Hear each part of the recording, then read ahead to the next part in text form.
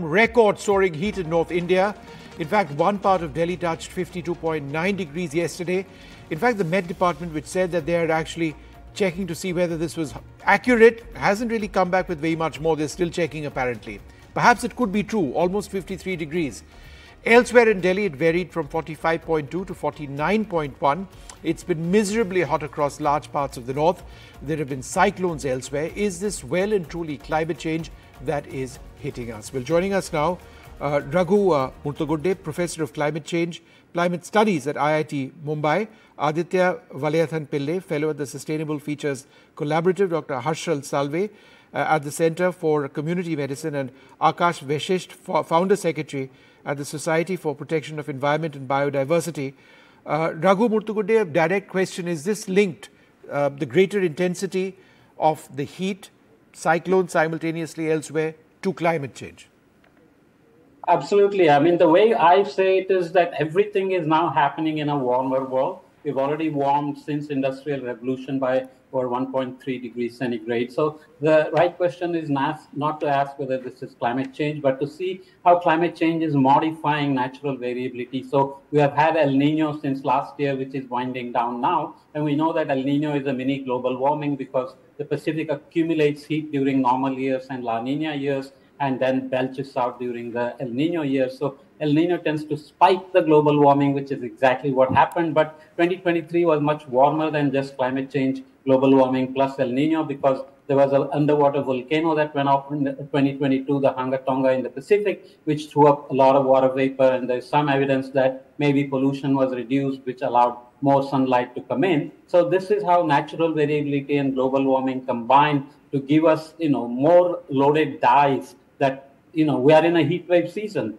but now we are spiking the heat wave with a combination of natural variability like El Nino, volcanoes, and global warming. Cyclones, again, it's a cyclone season, but they are occurring much later, closer to the monsoon, because the winds have changed. Let's say the Middle East is warming under global warming. In fact, deserts warm more. Middle East warming has shifted the winds over the Arabian Sea. So Delhi, instead of getting just dry, hot air from the west, is now getting very wet, moist, hot air from the Arabian Sea, which kicked up the showers last night. So this is a combination which also allows cyclones to occur later in the season, close to the monsoon onset. And in fact, the cyclone pulled the trough over Northeast India, and Northeast India also saw rain together with the Kerala onset today.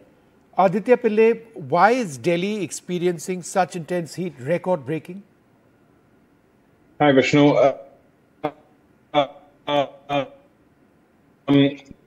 This is partially, of course, that. There's also more to be said about the urban heat island effect, right?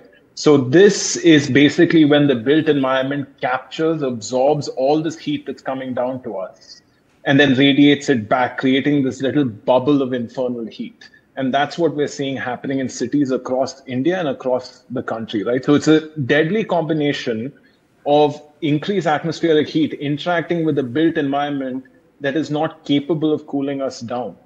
And so then you start seeing people having extremely bad experiences, especially those that are most exposed and vulnerable to this heat, right?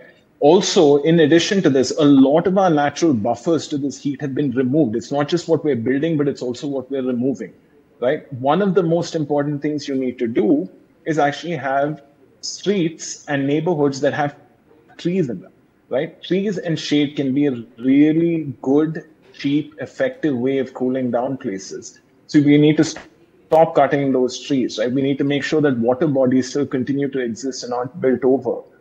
We need to make sure that spaces that we have where people congregate have a little bit of cooling, right?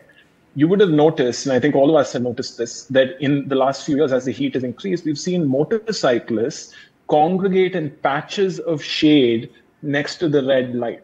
And, for your viewers who haven't seen this, just pay attention the next time, right? And usually it's like one or two little patches of shade that people are congregating under. It's in scarce supply.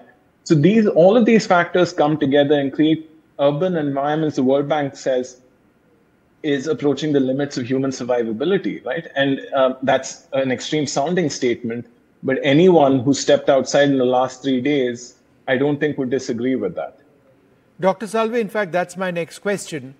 At 48, 49 degrees, it's not enough to just say, just drink some water and cover your head. It gets to be a potentially far more dangerous situation. Could you just explain to our viewers, how dangerous it's been in the last few days? Sure. Thank you, Vishnu, for having me on your show.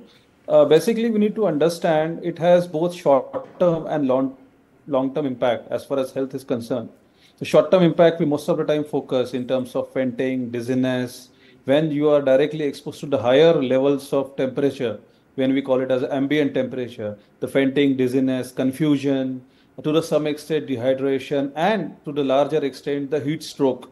These are the short-term impact of the heat exposure you can see, and that are more sort of the people who are having a comorbid conditions, the elderly more than 65 years, pregnant women, the people, the workers who are exposed to the longer duration of the heat during their day-to-day life due to their occupational exposure, like traffic policeman, laborer, they are more vulnerable for short-term exposure.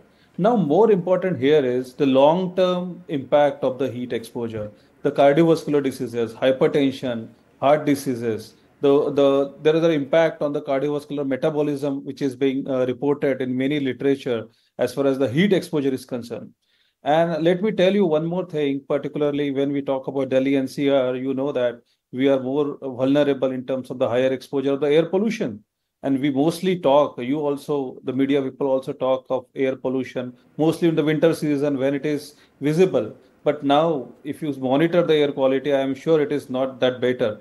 So this heat and air pollution, that has an augmentative impact as far as the adverse health impact, adverse health outcomes are concerned. And you see the more the diseased people, they are more vulnerable. The people who are sort of, you see in the urban climate, the previous speaker talked about the urban heat island effect. So we have high-rise building, we have more ACs working in the urban environment. So that not only augments the entire impact, but also make the people more sort of vulnerable for the heat exposure. Okay. Akash, Vashisht, is this something that we're likely to see consistently now, indefinitely? Temperatures in North India touching 50, if not more? Yes, Vishnu, yes. If I may comment on it, it's a very unusual thing, but the alarming temperatures that we are witnessing, in fact, as all the speakers before me mentioned, that it's an explicit manifestation of climate change. So the temperatures running into 46, 47 and above, now touching even 52, 53 degrees, and which was like even denied that there was some error in the recording of the temperature. No, that's not correct. In fact, I recorded with my own alcohol-based thermometer about 4 days back. The temperature was 53 degrees. So 50 and above has become a norm almost. And so therefore we need to take the governments need to take very urgent, very stern measures in terms of deconcretization and the urban heat island, which was just being referred to previously. I think it's one of the biggest causative phenomenon that has caused these temperatures to rise and to reach these levels. And I think in the future, in the near future, in the medium future, and in the long term, these temperatures are bound to rise further if not contained immediately and not arrested. Raghu, the fact that we've got the monsoon ahead of schedule almost, it's already hit Kerala today, it's raining very heavily, is that something the rest of us can look forward to, considering that it's going to be most likely a normal monsoon this time around, that at the end of the day, as has been the case for centuries, it's the monsoon that ultimately saves us? In some ways, yes, this is a La Nina, so we expect normal to above normal rainfall. But as you know by now, the total amount of seasonal rain has not as much meaning. How it is distributed has become very erratic. So you have more heavy rains and more dry spells. So the northwest, I expect, will again get hammered with extreme heavy rains, and Pakistan will get flooded again. And from Delhi to Uttar Pradesh, Jharkhand, northeast, It'll be drier for a couple of months, and then it'll get late rainfall during October and so on. So overall, country's rainfall should be normal to above normal. So overall, food production should be good. Some cooling should happen. But again, erratic distribution through the season can mean crop damages, onion crops getting damaged. So we have to always watch out for the distribution and not just the total. All right. Well, I'd like to thank you all very much for joining us. These are frightening times. We've been talking about climate change for so long, but it is well and truly amidst us. Thank you very much for sharing those details.